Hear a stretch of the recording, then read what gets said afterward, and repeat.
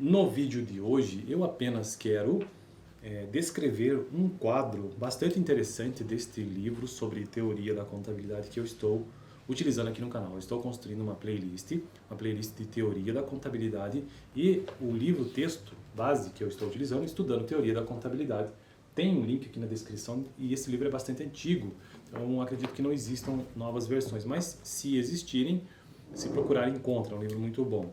Então é um livro de introdução à teoria da contabilidade que eu estou utilizando. No vídeo passado eu comecei então a gravar a série de vídeos sobre usuários e suas necessidades de informação. Então, usuários e suas necessidades de informação. E aí, no vídeo passado, eu também disse que no próximo eu trataria sobre um quadro adaptado de Eudícibus e Marion e também Gonçalves sobre os usuários da informação contábil. Este vai ser o assunto do vídeo de hoje, os usuários da informação contábil. Para você que está estudando contabilidade ou tem interesse, vamos ver então quais são esses usuários, que muitas vezes a gente pensa que somente é aquele cliente, né, que contrata o escritório de contabilidade, enfim, e não, existem vários usuários da informação contábil. Lembrando que o contador ele se apossa, né, ou chega até ele informações ou dados, geralmente dados, ele pega esses dados que já vem trabalhado, né, mas ele precisa, para ele na cabeça dele, entender isso como um dado e transformar isso numa informação contábil. Ou pode ser uma informação geral, gerencial, ou fiscal, seja qual for ela, trabalhista, e ele transforma isso numa informação contábil. Vamos ver então quais são esses usuários da informação contábil. São 2, 3, 4, 5, 6, são pelo menos 7, mas são muitos, né? Mas são pelo menos 7.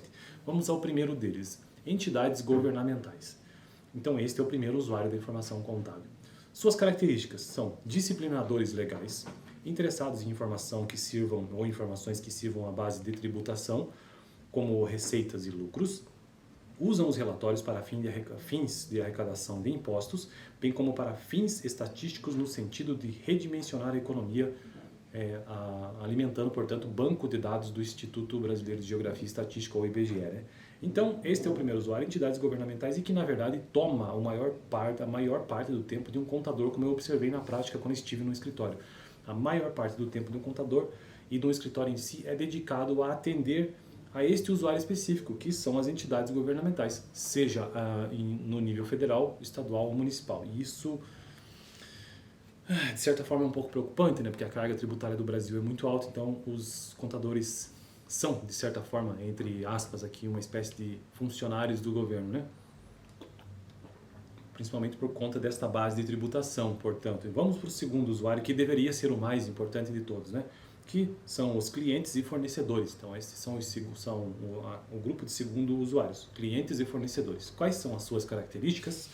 Ambos têm interesses na continuidade da empresa e na manutenção da capacidade desta em saldar compromissos e fornecer benefícios passados, presentes e futuros. Usam os relatórios para analisar a capacidade de pagamento e de compra dos bens e serviços.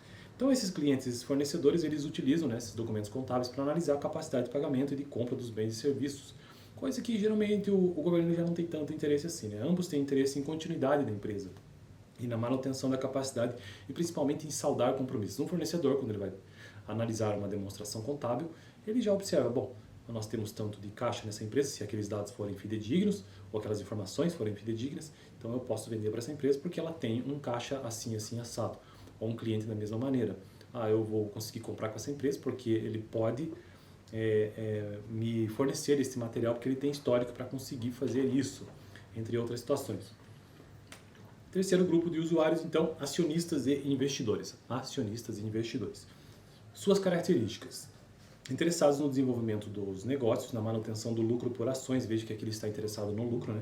No fluxo de dividendos, entre outros. É através dos relatórios contábeis que se identifica a situação econômico-financeira da empresa.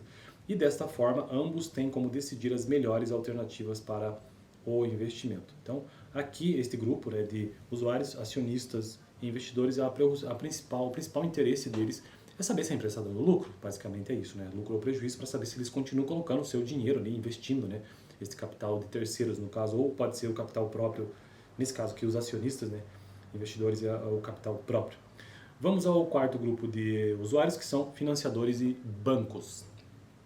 Suas características: fornecedores de recursos necessários ao desenvolvimento dos empreendimentos com direito de regresso, buscam saber a situação real da empresa, bem como perspectivas futuras, utilizam os relatórios para aprovar empréstimos. Então, esse grupo de usuários, vamos pensar aqui em termos de bancos, eles utilizam sim as demonstrações contábeis para verificar se é possível permitir um empréstimo àquela empresa, né? E o empréstimo não é ruim numa empresa, isso faz parte do capital de terceiros de uma empresa, dependendo da taxa de juros, compensa e muito. Então toda empresa ela usa sim capital de terceiro além de capital próprio também. E aqui o banco ou o financiador apenas verifica essas informações contábeis para perceber se a empresa é capaz de pagar aquilo. Isso é bastante comum quando você vai fazer um empréstimo num banco, uma empresa, ela sempre solicita uma série de documentos. E entre esses documentos estão as demonstrações contábeis, como balanço patrimonial, demonstração de resultado, demonstração do fluxo de caixa, DMPL, entre outros. Ok, então vamos aos próximos usuários, empregados e sindicatos. Interessados na continuidade da empresa, bem como na geração dos benefícios, utilizam os relatórios para, por exemplo, determinar a produtividade do setor, entre outros. Então aqui os empregados e sindicatos, principalmente os sindicatos, observam, né, a empresa como é que está o seu andamento quanto à produtividade, e muitas vezes eles utilizam isso como base de cálculo para novos salários de base, por exemplo, né? E os empregados em si têm um interesse na continuidade da empresa. Ninguém quer trabalhar numa empresa que vai falir, né, que está à beira da falência. E se o empregado ele tem interesse em ter acesso a esses documentos, ele pode conseguir, porque muitas vezes esses documentos estão disponíveis publicamente e de forma gratuita lá no site da empresa. Então ele consegue verificar informações que dão a ele a certeza de que aquela empresa está em bons lençóis ou estão indo bem os negócios, né? Então o próximo grupo agora são a administração da empresa, a alta administração. Controladores e responsáveis pelas boas práticas de manutenção de taxas de retorno aceitáveis e de nível adequado de entendimento. Na verdade, são os que mais acabam utilizando de fato, além do governo, né, a informação contábil. É a administração em si, são os administradores, os diretores, enfim, eles conhecem esses dados e sabem o que fazer com eles. Assim, eles conseguem fazer projeções futuras para suas áreas, entre outras situações. E além de ter boas práticas de gestão mesmo na manutenção de suas áreas, taxa de retorno, enfim, coisas desse tipo. E o último grupo, os usuários, outros interessados, que são agentes de mercado de ações, intermediários, sociedade, associações de classe, entre outros, buscam constatar a manutenção e o desenvolvimento da empresa, bem como a ação no meio a que ela está inserida, como por exemplo a verificação dos benefícios que ela gera para a sociedade. Tá, então esse aqui é um grupo que tem outros tantos interessados, mas os mais clássicos são esses que eu já mencionei aqui. Primeiramente o governo, segundo fornecedores e clientes, terceiro acionistas e investidores, capital próprio, né, financiadores e bancos, capital terceiros, empregados e sindicatos, administração e outros interessados. De modo geral, estes usuários na administração ou na gestão costuma-se dar um nome estrangeiro, né, uma palavra estrangeira para stakeholders, ou então os envolvidos nessa situação, tanto os usuários internos como externos. Então, no próximo vídeo quero continuar o texto sobre usuários da informação contábil, já saindo dessa tabela e finalizando, né? Porque assim a gente vai partir para a parte final sobre usuários e suas necessidades de informação. Eu fico por aqui, dá uma olhada no último vídeo onde eu tratei um pouco sobre usuários e suas necessidades de informação. Valeu!